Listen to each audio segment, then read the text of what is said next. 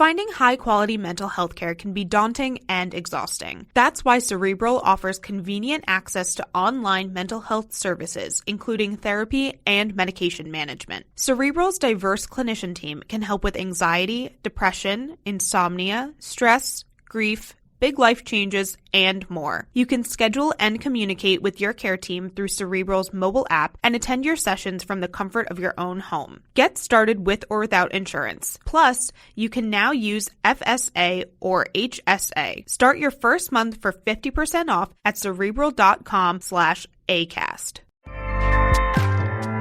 ACAST powers the world's best podcasts. Here's a show that we recommend. What do you do when no one else is watching? What do you do that makes you happy for no reason at all? What are you obsessed with? I'm Leslie Arfin, and I'm a writer, but I'm also a dancer, a painter, a vapor, a dollhouse enthusiast, and basically just an overall hobbyist. My podcast, Filling the Void, is all about what other people are fanatically into. We talk about hobbies, even if you don't have one. Listen to Filling the Void on Tuesdays on the Arios Network and subscribe wherever you get your podcasts. ACAST helps creators launch, grow, and monetize their podcasts everywhere. Acast.com. Hi, it's Dave here. This is my wife, Cathy. Hello. This is The Cinemile. It's the podcast where we used to walk home from the movies, and now we walk around in circles in a very short radius. About movies we've just watched at home. Yes. So tonight we're watching a movie and it's called The Lovebirds. And we're really excited because it has like two of our favourite actors. Well, for me, I'm absolutely obsessed with Issa Rae and she's the female lead. And then Dave's obsessed with how do we say his name? Kumail Nanjiani. Who is well, we saw him in the starring role in The Big Sick, which he wrote which is great. with his I wife love that movie. Emily Gordon, about their true life, how they met and fell in love, which is a great movie, which we reviewed with Helen O'Hara from Empire many years ago. many moons ago. And if you want to scroll back in the feed, I loved it so much. It was like one of my top movies of the year that year. It's it was a brilliant rom-com. So he's got good rom-com pedigree, and he's also in Silicon Valley for those who watch that show. Yes, and he shows up. He's a very funny and likeable and intelligent man on Twitter and on every... And he just seems to show up everywhere. He shows up in every piece of American comedy I seem to consume, podcasts, everywhere. So I'm sure he was he's Oscar very nominated, prolific.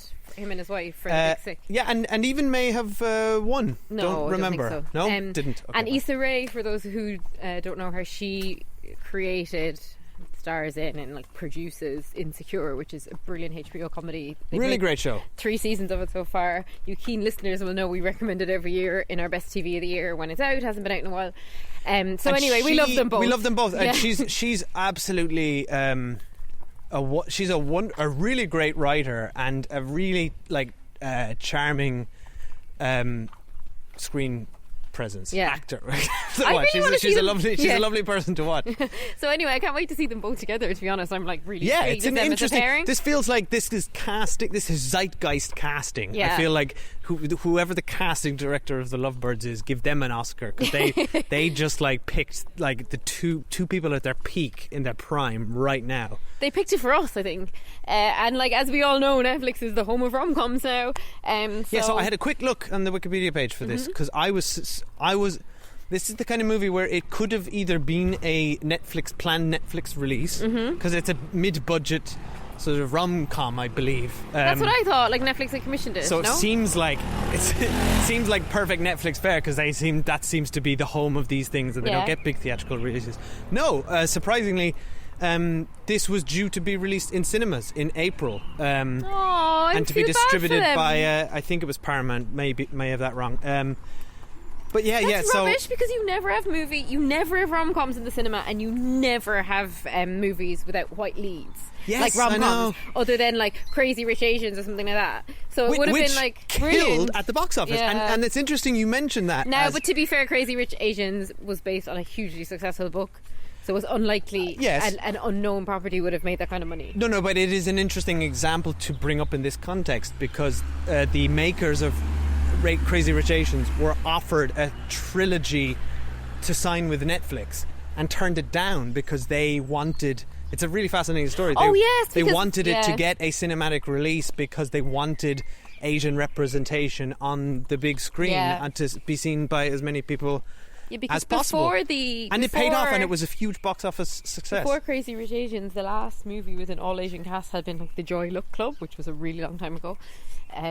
So yeah, it is really important for these movies to get in cinema, but also Netflix, thank you for picking this up, because there's just so many movies that have missed their cinematic release now that frankly, how are they all going to catch up? So I'm glad they're going somewhere, and I can't wait to watch this. I'm super excited. Also caught a glimpse that it's like really short, as all rom-coms should be. How long is it?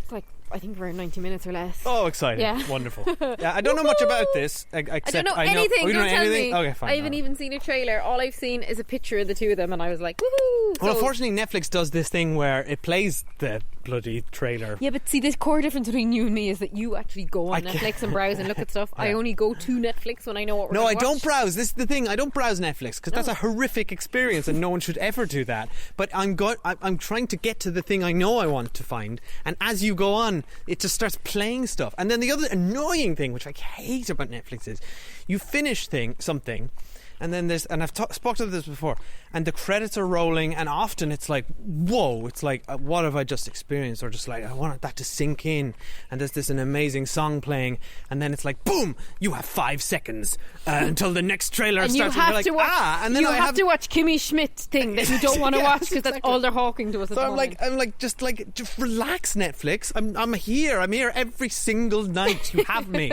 Just like leave me alone. No, that's how they get you. Let's go go because we need to watch this movie. Okay. Bye. We'll see you in a bit. He's fucking dead. We know he's dead, but we didn't kill him. He'd like to report a murder or whatever. We didn't murder anybody. 1, 2, 3, go. No. What? Jabron! Okay, the guy's name is Jabron. Run, Leilani. And the girl's name's actually Leilani. She's running too now. Kind of slowly, like she's wearing heels that look actually amazing. We have to go to the police because we have nothing to hide. Why did you run from the scene of the crime? Good question, officer. That's me covering up my body cam so I can beat your ass. We're so fucked. We just need to find the guy the police are looking for. So you're suggesting we actually go out there and solve a murder? It's locked. Did you think it was one of those men-only doors? All we need is a name, and then we're in the clear. Hi, we're back. We have watched The Lovebirds. What do you think of that, Cathy? If it's your first time here, we're not going to spoil The Lovebirds. We'll just give you our general thoughts on this, and then we'll turn on to Spoiler Street, which is adjacent to where we live conveniently, and then we'll spoil it. So I loved it. I really liked it. Frankly, you loved it. You really liked it. Really liked it. Pick a fence. Well, I pick both fences. Pick a fence is not the saying. Get off the fence. Pick a side. Pick a side. I'll get off the fence and pick a side in that I both liked and loved it. Then get on the fence. It's like you, I both like and love you. But honestly, it was so not what I was expecting at all, like in any way, plot-wise. So before we get to spoilers, I would say if you don't know the plot, don't Google the plot, don't watch your trailer, don't let Netflix force the trailer down your throat. Just go and watch it, because it's quite a delight. And about 15 minutes in, you think it's one movie, and then it isn't. Yeah. It's a different movie. We watched it with my little sister Elizabeth, who's kindly now babysitting for us while we go out for our evening stroll, and she was the same. Like, she was really enjoying how surprising it was, and she knew neither of the stars as well, and she really liked them. So kind of overall sense is loved the plot because it was totally bonkers, really good fun to throw on a Saturday night. The two leads were great. I loved their banter. Felt like maybe a lot of it might have been ad-lib by them. They're very funny together.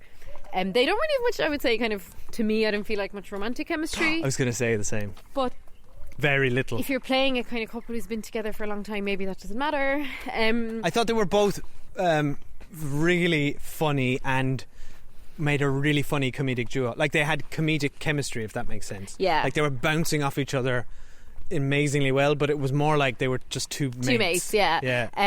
So from that perspective, when they kissed, it was weird. Yeah, it really it's like honestly, two brother and sister kissing. I know it's a rom-com, but like honestly, I wouldn't class it as like hugely romantic, like more comedic. And I also think there's certain plot elements where for a little while all three of us got hung up on the plot gets a little bit outlandish, and you just need to park your disbelief, because I was getting annoyed at some things that were happening. They felt very contrived. But then when I just embraced them and said, fuck it, I'm just going to enjoy this movie, then I really enjoyed it. So I needed to get over that hurdle of some of the farce. The movie is absurd. It's absurd. Like, so overall, I really recommend it. It's stupid. Yeah. Like, it's largely, I mean, it's very funny, but I thought as well, but it is largely a stupid movie. Do you recommend it? I do. I totally recommend it. I don't know if I would. It's interesting though, because we were talking before we watched it about a cinematic release versus a Netflix release, and I don't know if I'd be like, oh, go out now and spend your money on the Lovebirds. I'd almost be like, but now that it's on Netflix, I'm like, oh yeah, like just like flick that on. It's a very easy watch. There's plenty of laughs in it. I'd still want people to go and see it in the cinema because I feel like it's a genre that like we should support and they're actors that we should support. Yeah. But I agree, it feels like it felt very appropriate to be watching at home. It did, and it's the kind of thing I would, if I'd seen it in the cinema, I would be like, I would have probably just have preferred to have caught this on a Friday or Saturday night at home. Yeah, it's not at the level of The Big Sick, like in any shape or form. Which is clearly, just listening to our own words here, this is probably why the bottom has fallen out of the middle budget movie at the cinema, and that's why they're all streaming services, because even we're not going to go. Yeah, but a mid-budget movie can be brilliant. Yes, I know. It's just that this movie isn't brilliant. But it's not a draw. It doesn't have a brilliant script. It's not cracking.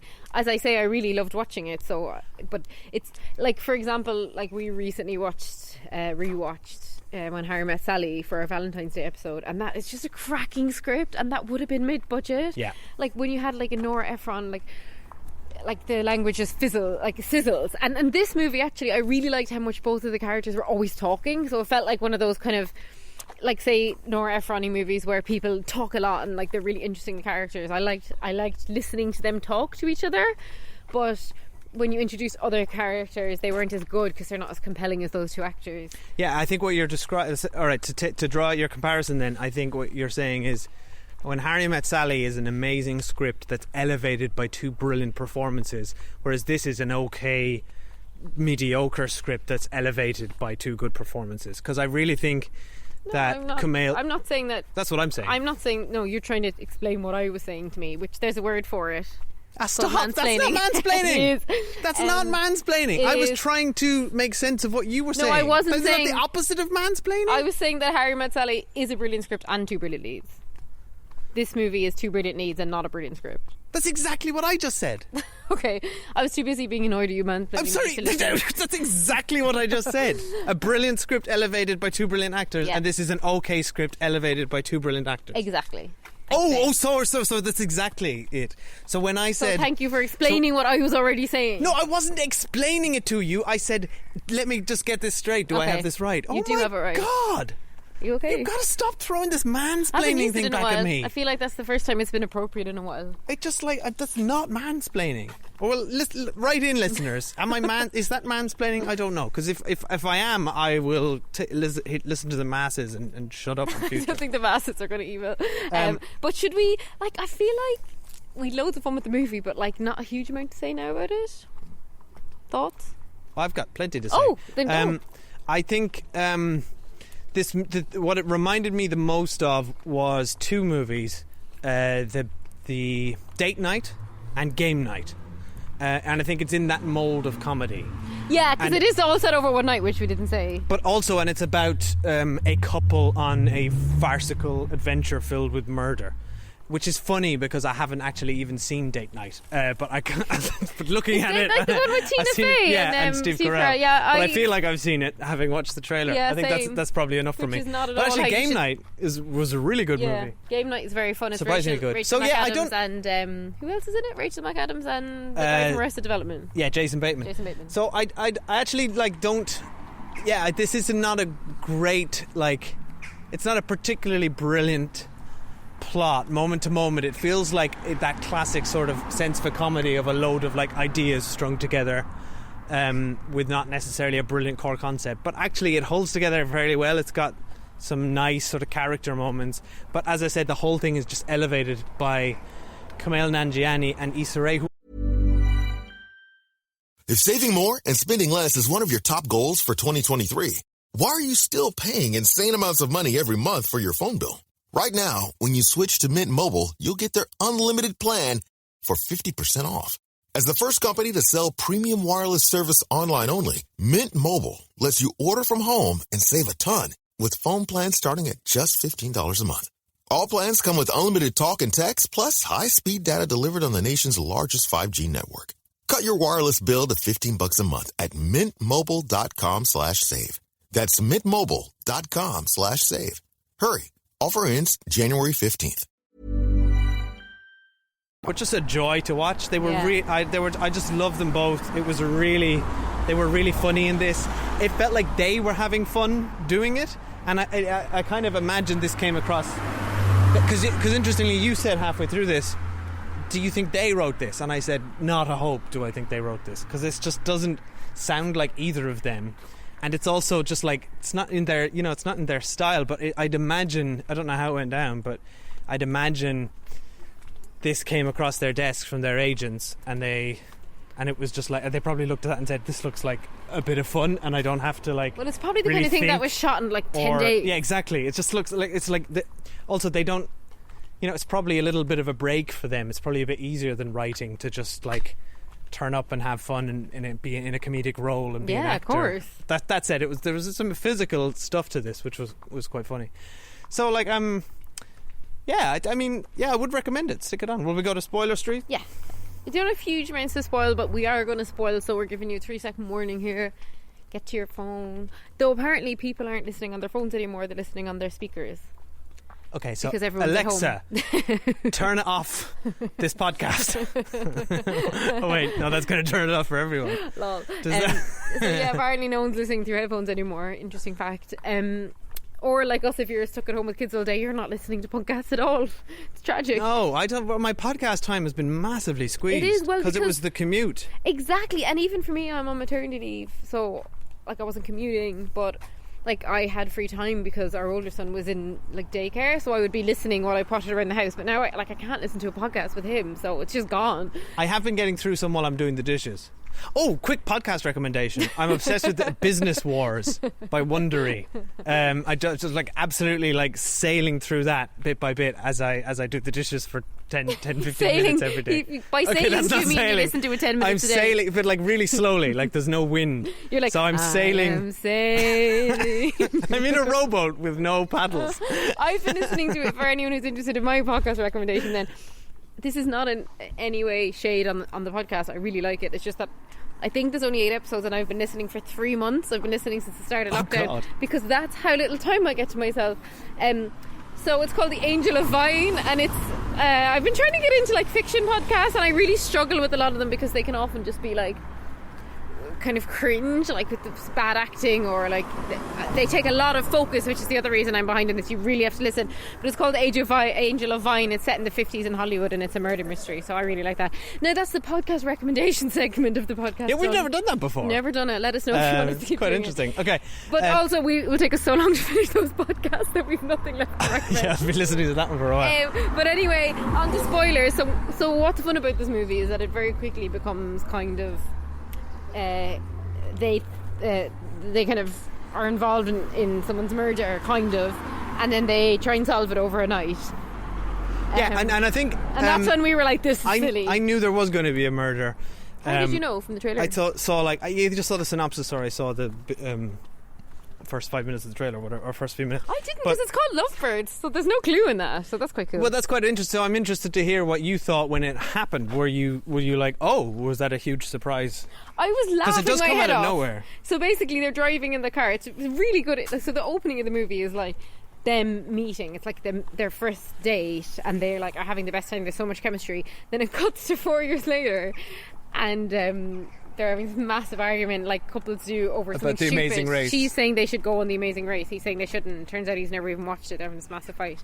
where he kind of it follows. They're getting in a car to go to their friend's dinner party, and then they end up in the car like having a massive fight and actually breaking up. I actually believed their argument was comfortable brilliant. Animosity with each other, and they're arguing. Well, I know we said we didn't think they had romantic chemistry, but they had great but argumentative chemistry. That's it, breakup chemistry. Because they felt like the argument felt really real, actually, and it felt like exactly those stupid nitpicky arguments that couples have, but it ended in quite a shocking thing where he said, I could never be with someone who's so shallow as you, and she's like, okay, well, we're breaking up then. And then it very somebody appropriately felt like a thing he would instantly regret saying. Yeah, because it was a very snobby thing arguments. To say to your partner, like, and then literally he's looking at her and she's looking at him, like always happens in movies and people never crash, but then he actually crashes into someone on a bike, and then he stops the car, the cyclist drives away, and then someone else jumps in the car and says, get in the back, I'm a cop, I need to chase him. Then he basically murders the guy in the bike, mows over him. Oh God, like, that was a really dark laugh. I was like, wait, what movie are we watching? I thought I was watching a movie called The Lovebirds. So that was just really, like, in a darkly humorous way, very funny. But I enjoyed looking at their faces as he slowly reverses back and drives forward again. And then he just kept doing it. And then he runs off and they're like, well, like, look at us, we're like, I'm black and you're Asian, and the police are going to just believe that we did this, and we look really guilty. And then someone comes along and they're like, you ran over him, you killed him, and they're like, no, we didn't do it. So they kind of run off and decide to solve the mystery, and that's when it got really farcical, and I was like, meh. And then 10 minutes later I got into it at again. that stage. Yeah, and you're right though, it's a tonal gear change, and you have to just like go, you have to go with it and stop trying to worry about the movie making sense, or if you're focused on the whole sort of house of cards here doesn't really hold up, then you think, like, then it won't work. You kind of think, like, is if they'd actually run away from the scene of the crime, that was the bit that kept catching me. And then when I just said, look, fuck it, they've run away from the scene of the crime, grand. Yeah, same. I just checked out as to their motivations for anything, and I'm just like, I'm just going to watch them have fun. But to be fair, they even kind of took the piss out of themselves, because he said, right, on 3, and she was like, on 3 what? And he's like, on 3, and he goes 1, 2, 3, and then he just ran, and she was about to ring the police or something, and then they kind of, like, it's kind of silly, and the movie tries to do this thing of like Chekhov's gun, where there was like a couple of things that happened at the start of the movie, and they try to follow them through at the end. Like, for example, he's like, oh, what's the point of cigarette lighters? And then at the end they use the cigarette lighter to like untie themselves or something, and that stuff was just a bit like, look, you're not like Knives Out, like your clues aren't that good.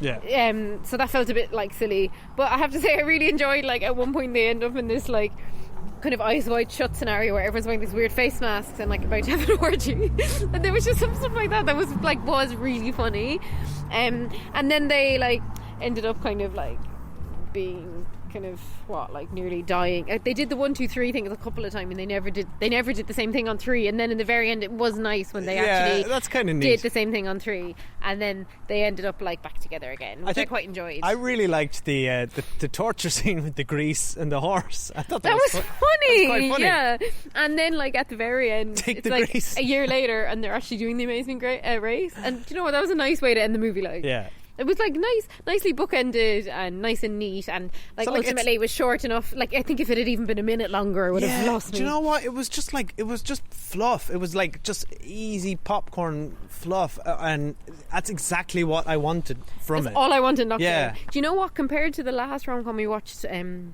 Netflix, what was that called again?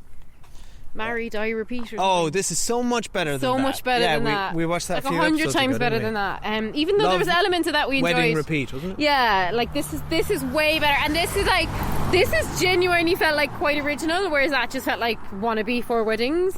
Yeah, but just poor execution on that as well. Like Forever, I mean, this film isn't amazing, but it is executed perfectly fine. Exactly. So when I say I loved it, like I loved watching it, I had loads of fun. I'm not saying it's one of my movies of the year, or it's a movie I'll even think about in a year's time. But if you want to chuck something on that's easy and just have a bit of a laugh, I mean, we were all laughing a lot throughout this. We kept going, what the hell? Like, every scenario was getting more and more bizarre.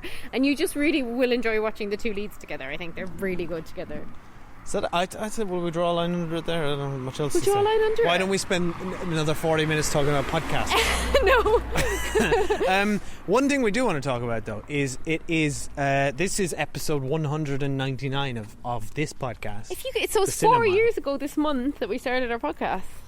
Is that right? Yeah.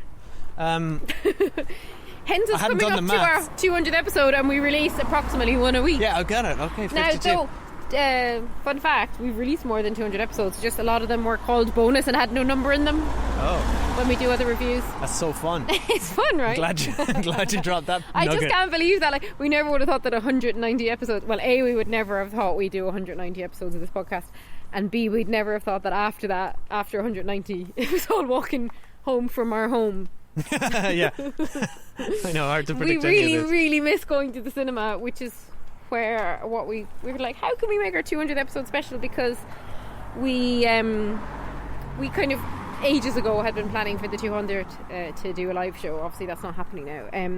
Anyway, so we won't go into what we're going to do, but we do have a viewer's question that we'd like you guys to all contribute to.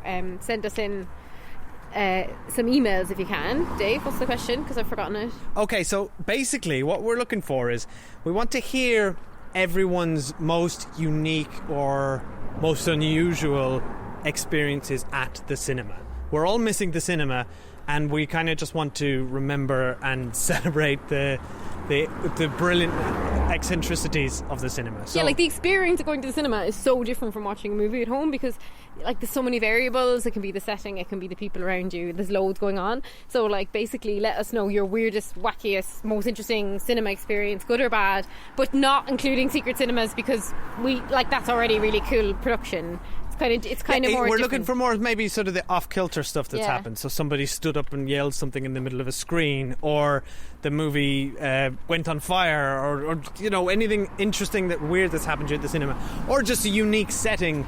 Like we saw Inside Llewyn Davis at the Sydney Opera House outside on a starry night, and it was just magical. It was like transcendent. Or like when we were on our honeymoon, because everyone does this on their honeymoon, we went to see Spider-Man 2 in Thailand, and yeah, that's a standard rite of passage. As it was starting, before it started, everyone in the audience stood up and started singing the Thai national anthem. There was like a video of it on screen. Yeah, it was crazy. And that so was obviously really we gave it a go as well. Of course we stood up. Yeah.